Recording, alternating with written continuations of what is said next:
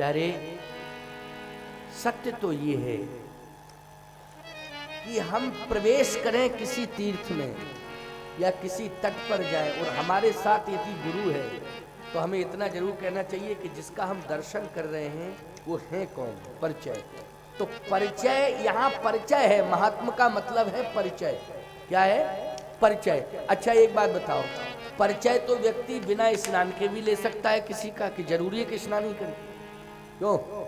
परिचय गंगा जी का ये परिचय है, इसी को महात्मा कह लीजिए परिचय, कि इनकी विशेषता क्या है, जिनका हम दर्शन कर रहे हैं, जिनके तट पर आप ले आए हैं।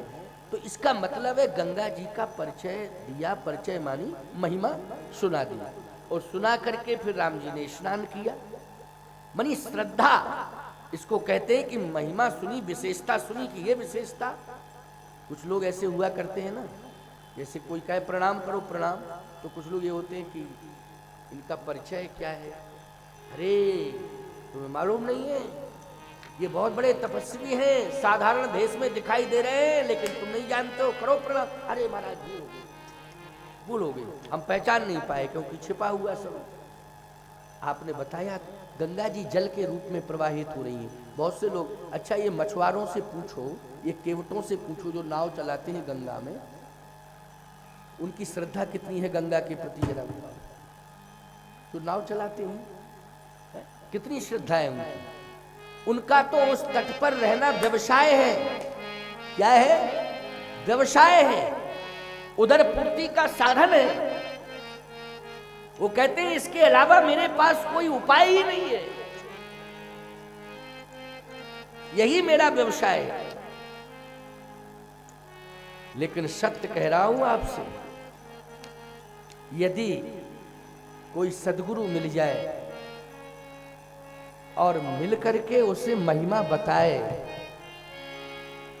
तो मैं सत्य कहता हूं आपसे कि वो सामान्य निषाद और केवट केवट नहीं रहेगा, वो तो वही त्रेता वाला प्रभु राम का प्रेमी केवट हो जाएगा, अगर कोई सच्चा सद्गुरु मिल जाए। सत्य तो ये है कि महिमा सुनी, सुनने के बाद स्नान किया, दान किया, दान करने के बाद फिर क्या हुआ? हरस चले, हरस चले, हरस मानी प्रसन्नता पूर्वक चले। तो पहले जब आए थे तब प्रसन्नता नहीं थी क्या? तब नहीं थी प्रसन्नता। जब आए थे तब प्रसन्नता नहीं थी गंगा के किनारे। क्यों? प्रसन्नता लेके तो अयोध्या ही से चले थे। पुरुष सिंह दो वीर हरस चले, मुनि भय हरण। विश्वामित्र जी के साथ जब चले अयोध्या से तो हरस चले, चले हर्षित हो गई कि नहीं? पुरुष सिंह दो वीर हरस चले, मुनि भय हरण। हरस चले, जब प्रसन्न होकर के चले अयोध्या से, तो गंगा के तट पर प्रसन्न होकर ही पहुंचे होंगे। और जब स्नान करके चले तो हरस चले, मुनि वृंद सहाया, हर्षित होकर के चल रहे हैं।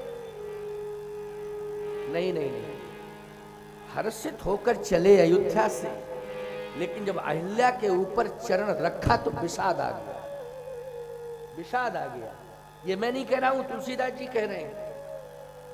शिला साप संताप विगत भई, तुलसी परसद पाओ, दई सुगति न, दई सुगति न हेरी हरस ही, न हेरी हरस ये, क्योंकि चरण छुअत पछताओ, चरण छुअत पछताओ। मैंने अहिल्या के ऊपर चरण रख दिया है, ऋषि पत्नी के ऊपर चरण रख दिया है, इसका मुझे पश्चाताप है। और पश्चाताप का अर्थ होता है विषाद। पश्चाताप का अर्थ है विषाद। इसलिए विषाद लेकर के भगवान राम गंगा के तट पर पहुंचे, और जब गंगा में स्नान कर लिया तो हरस चले, प्रसन्नता आ गई। गंगा स्नान से प्रसन्नता आती है क्या? गंगा स्नान करने से, नर्मदा स्नान करने से, सरजू स्नान करने से, मंदाकिनी स्नान करने से, यमुना मैया में स्नान करने से, पवित्र सरोवरों में स्नान करने से हमारे जाने अनजाने में जो अपराध हो जाते हैं वो सब क्षमा हो जाते हैं प्यारे। इसलिए वो विषाद दूर हो जाता है, प्रसन्नता आ जाती है। इसलिए हमें स्नान जरूर करना चाहिए, तीर्थों में जरूर जाना चाहिए। वहाँ पर सरोवर हो चाहे नदियाँ हो, उनमें स्नान करना चाहिए। आप चित्रकूट आए, मंदाकिनी स्नान होना चाहिए। प्रयाग जाओ तो त्रिवेणी स्नान होना चाहिए, होना चाहिए कि नहीं। हरिद्वार जाएं, गंगा स्नान होना चाहिए। पुष्कर जाएं तो ब्रह्म सरोवर में स्नान होना चाहिए। नैमिषारण्य जाएं तो चक्र तीर्थ में भी स्नान होना चाहिए, गोमती जी में भी स्नान होना चाहिए, स्नान होना चाहिए, है ना, जरूर होना चाहिए स्नान। अगर आपका स्वास्थ्य अनुकूल नहीं है तो दर्शन करने जरूर जाओ, आचमन कर लो। स्वास्थ्य अनुकूल नहीं है भाई, कभी कभी इस कंडीशन आ जाती है, नहीं है स्वास्थ्य अनुकूल, तो आप दर्शन तो कर सकते हैं। दर्शन में क्या दिक्कत है, दर्शन करिए, आचमन कर लीजिए, अभिषिंचन कर लीजिए, काम बन जाएगा। लेकिन पूर्ण स्वस्थ है आप, आइसक्रीम खा रहे हैं, तो स्नान करने में क्या दिक्कत है? क्यों भाई, स्नान करने में फिर कौन दिक्कत की बात है। लेकिन कोई ऐसी कंडीशन आपके शरीर के साथ जुड़ी है कि आप स्नान नहीं कर पा रहे हैं, तो दर्शन जरूर करिए और अभिषिंचन कर लीजिए, जलपान कर लीजिए, थोड़ा अपने ऊपर सिंचन करिए, ये करना चाहिए। तो भगवान राम ने जैसे स्नान किया तो वो विषाद जो था वो गंगा जी ने दूर कर दिया। हरस चले मुनि वृंद सहाया,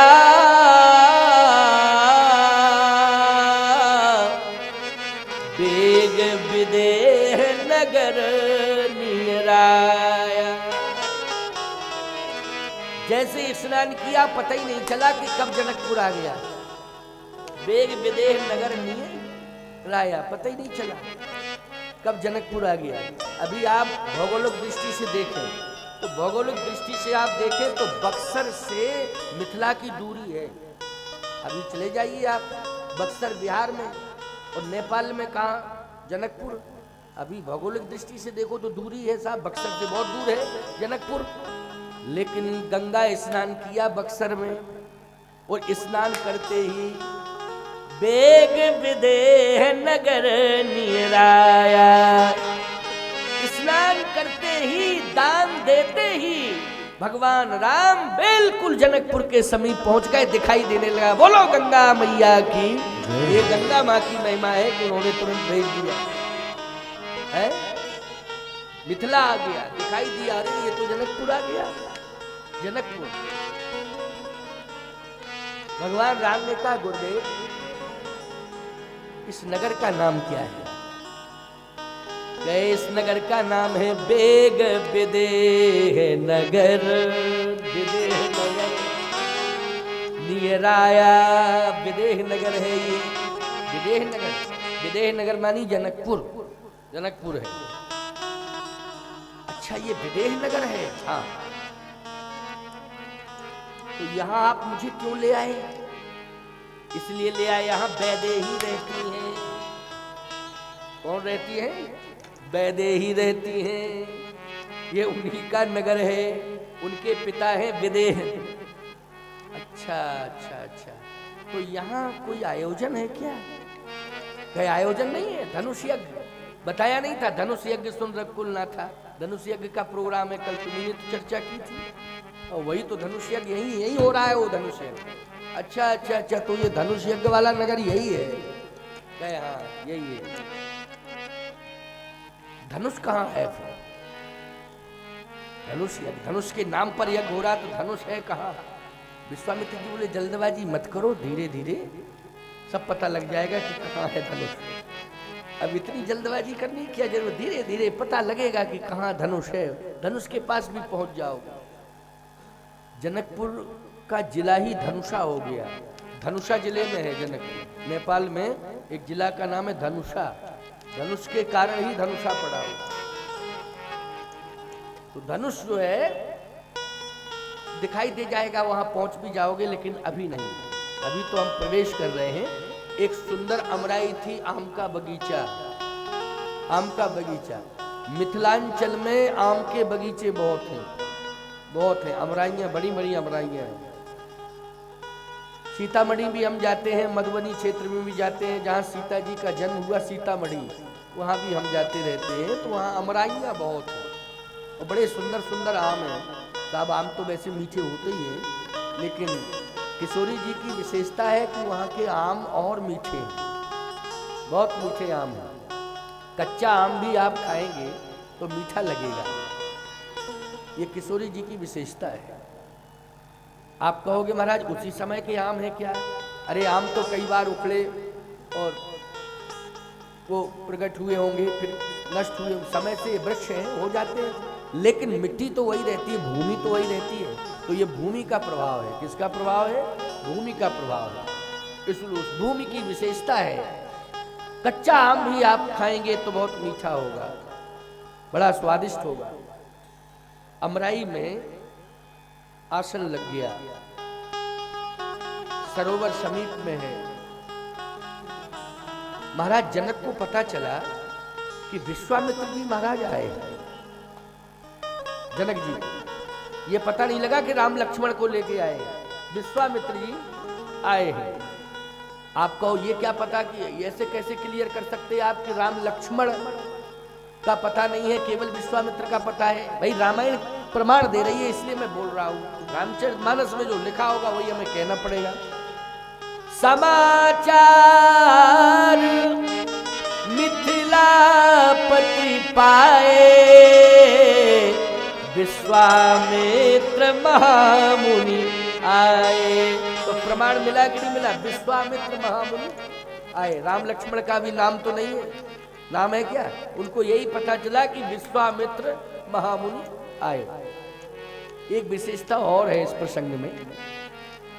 विश्वामित्र जी आश्रम में जब थे, सिद्धाश्रम में बक्सर में, तो महामुनि थे, और जब राम जी को लेने के लिए अयोध्या चले तो मुनिवर हो गए थे, और जब अयोध्या पहुंचे तो मुनि, और जब राम जी को मांग दिया तो विप्र, लेकिन जब राम जी मिल गए तो विश्वामित्र फिर हो गए।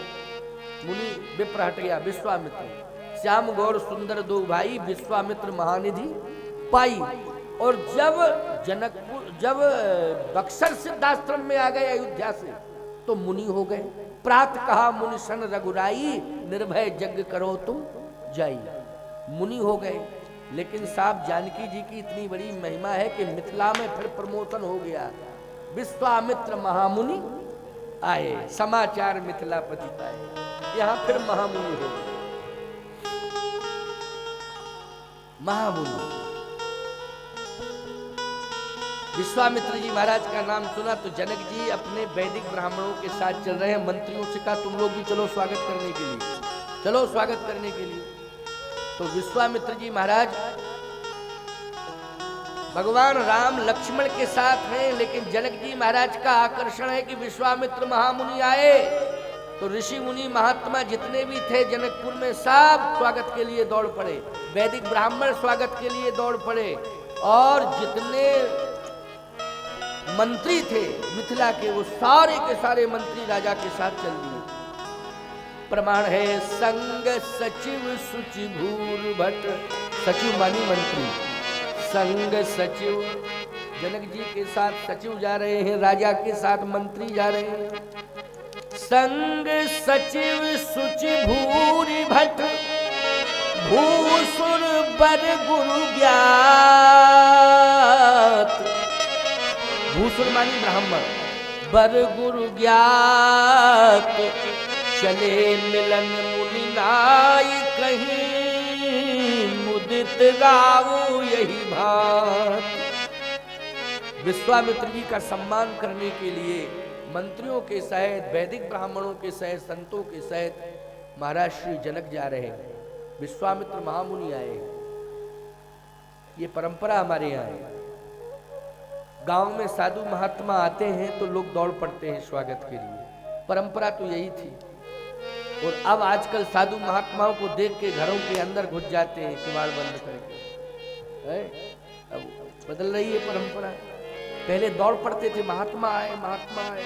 चलो, ये हमारे यहाँ इस समय प्रकाश पर्व चल रहा है, प्रकाश पर्व। क्यों? गुरु नानक जी का प्रकाश पर्व चल रहा है ना। गुरु नानक बहुत उच्च कोटि के महात्मा हुए। वास्तव में वो पद यात्राएं बहुत करते थे। महात्मा पहले जमाने के पैदल ज्यादा चलते थे, साधन भी होता था तब भी साधन का उपयोग नहीं करते थे। जैसे भरत जी महाराज जब चित्रकूट चले तो साधन होने के बाद भी पैदल चले। राम पयाद है पाए सुधाए, हम कहाँ गजरत बाज बनाए। और गवने भरत पयाद है पाए, पयाद है मानी पैदल। कोतल संग जाए डुरे आए, कोतल मानी घोड़े साथ में थे लेकिन घोड़ों पर नहीं बैठे, पैदल चले। ये संतों की परंपरा है कि संत पैदल ज्यादा चलते थे। तो गुरु नानक भी भ्रमण करते थे, पैदल उनके साथ में शिष्य चलते थे। एक गांव में गुरु नानक पहुंचे। गांव के नास्तिक लोग थे। उन गांव के लोगों ने स्वागत वागत कुछ नहीं किया, गालियां देना शुरू कर दिया। नास्तिक थे गांव वाले, लेकिन महात्मा हैं वो तो भाई आस्तिक मिलते हैं, नास्तिक मिलते हैं, सब मिलते हैं। ये उम्मीद नहीं की जा सकती कि आस्तिक ही आस्तिक मिलेंगे। अच्छा, जो मिल जाए सो मिल जाए, कोई दिक्कत नहीं, मिल ही तो रहे, मिलो। है? सब जगह तुम्हें आम ही आम के पेड़ नहीं मिलेंगे, बमूल के भी मिलेंगे। क्यों मिलेंगे बमूल के कि नहीं? अरे नागफनी के कांटे भी मिलेंगे, मिलेंगे जरूर। नानक जी जैसे पहुंचे शिष्यों के साथ तो गांव के लोग गालियां देने लगे। भगाओ इनको, कहां से आ गए महात्मा, हटाओ इनको। पत्थर हाथ में लिए सब फेंकने लगे। शिष्यों ने कहा भागो महाराज। बोले आशीर्वाद तो दे दें इनको कम से कम, ऐसे कैसे भागे? तो नानक जी ने कहा बसे रहो, बसे रहो, बसे रहो। गांव के लोगों ने कहा हम लोग गाली और पत्थर दे रहे हैं, वो महात्मा कह रहा बसे रहो, बसे रहो, बसे। ये आशीर्वाद है, समझे? बसे रहो, बसे रहो। कहे बसे रहो कह रहे, नहीं तो पता नहीं क्या क्रोध में आकर के क्या कह रहे थे, उजड़ जाओ, उजड़ जाओ, उजड़ जाओ, ऐसा भी कह सकते थे। लेकिन क्या कह रहे, बसे रहो, बसे रहो, बसे रहो, बसे रहो, बसे रहो। गांव के लोगों ने कहा कि अब भूल तो हो गई है, लेकिन अब हो गया सो हो गया। अब महात्मा नानक जी जो है, नानक जी महाराज चल दिए आगे। दूसरे गांव में जब पहुंचे तो शिष्यों ने कहा कि ये दूसरा गांव की साइड से निकल चले, उस गांव में प्रवेश नहीं करना, क्योंकि एक गांव देख लिया ना, वहां पत्थर फेंके गए और पता नहीं दूसरे गांव के लोग क्या व्यवहार करने लगेंगे, इसलिए अब इस गांव में नहीं महाराज, गांव से बाहर चलना है।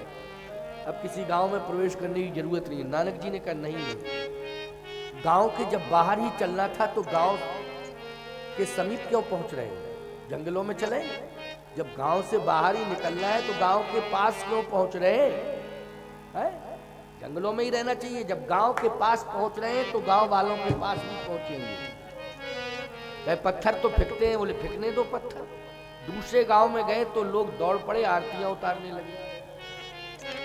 बहुत अच्छे थे गांव के लोग, दूसरे गांव के, वो आरती उतार रहे थे। महात्मा आए, बहुत अच्छा हुआ, संत पधारे गांव में, सबने आरतियां उतारी, फल आदि लेकर के दौड़ पड़े।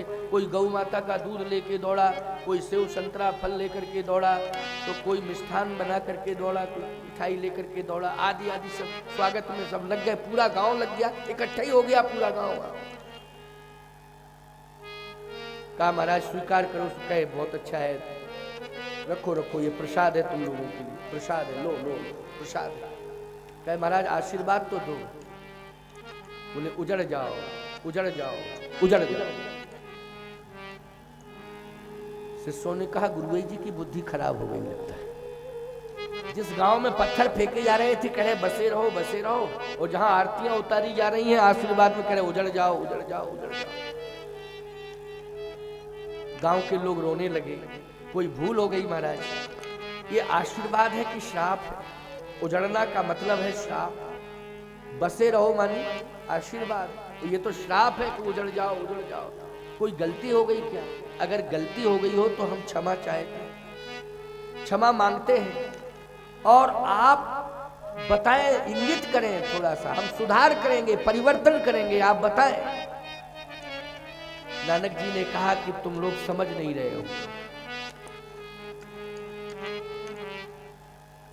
कहे समझाओ, कहे समझ जाना, बाद में समझ जाओ, लेकिन उजड़ जाओ, उजड़ जाओ, उजड़ जाओ, इतना कह के चल दिए। शिष्यों ने कहा महाराज जिस गांव में पत्थर फेंके गए उस गांव वालों को आपने कहा बसे रहो, और जहां पर अपमान हुआ है, जहां पर सम्मान हुआ है और लोग दौड़ पड़े, मालाएं लेके दौड़े, फल इत्यादि लेके दौड़े, स्वागत किया, आरती स्तुति की, वहां आप कह रहे उजड़ जाओ। नानक जी ने कहा तुम नहीं जानते हो, जिस गांव में पत्थर फेंके गए वो पूरे गांव के लोग नास्तिक थे, और जिस गांव में संतों का स्वागत हुआ वो गांव पूरा आस्तिक था। तो आपने बसे रहो क्यों कह दिया? कहे इसलिए कि नालायक लोग अगर एक ही जगह रहेंगे तो एक ही गांव खराब होगा। क्यों भाई? एक ही गांव खराब होगा। अगर ये जगह जगह चले गए तो सब जगह वातावरण खराब करेंगे। और जिस गांव में स्वागत हुआ संतों का, एक एक व्यक्ति राम राज्य का नागरिक है वहां का, भले ही कलिकाल में रह रहे हैं लेकिन वो एक एक प्राणी राम राज्य के नागरिक के रूप में है। इसलिए इस गांव का एक एक व्यक्ति जो राम राज्य का नागरिक है, जहां जहां भी पहुंचेगा वहां वहां राम राज्य कर देगा। इसलिए मैंने कहा उजड़ जाओ, उजड़ जाओ। एक ही गांव में अच्छाई नहीं, यत्र तत्र सर्वत्र जाकर के अच्छाई का प्रचार प्रसार करो। ये भाव था, भाव ये था। कहने का तात्पर्य मेरा ये है कि जीवन में हम संतों का सम्मान करें। जनकपुर में विश्वामित्र जी के सम्मान के लिए महाराज जनक ही नहीं दौड़े, पूरा जनकपुर वासी दौड़ पड़े, सब दौड़ पड़े। मंत्री आदि हैं, साथ में ब्राह्मण हैं, स्वस्ति वाचन कर रहे। विश्वामित्र जी आए, जब अयोध्या गए थे तब मुनि आगमन सुना, जब राजा मिलन गए विप्र समाजा। दशरथ जी महाराज भी दौड़े थे सम्मान के लिए, कर दंडवत मुने सम्मान। यहाँ जनकपुर में भी महाराज जनक दौड़ पड़े सम्मान के लिए। गांव में संत आवे तो सम्मान के लिए उत्सुक हो जाओ, उत्साह वर्धन होना चाहिए। तुम्हारा उत्साह बढ़ेगा तो तुम्हारे बगल वाले का भी उत्साह बढ़ जाएगा तुमको देख करके। इसलिए इस बात का ध्यान रखो कि सम्मान करना सीखो। मैं कहता हूं कि संत ही नहीं, कोई मेहमान आ जाए तो उसका भी सम्मान करो। मेहमान का मेहमान की तरह करो, संत का संत की तरह करो, लेकिन सम्मान करो। अतिथि बिना किसी समाचार के, कोई बिना किसी तिथि के आ जाए तुम्हारे घर में अतिथि, उसका सम्मान करो। ये परंपरा होनी चाहिए। रामायण यही कहती है, ग्रंथ यही कह रहा है।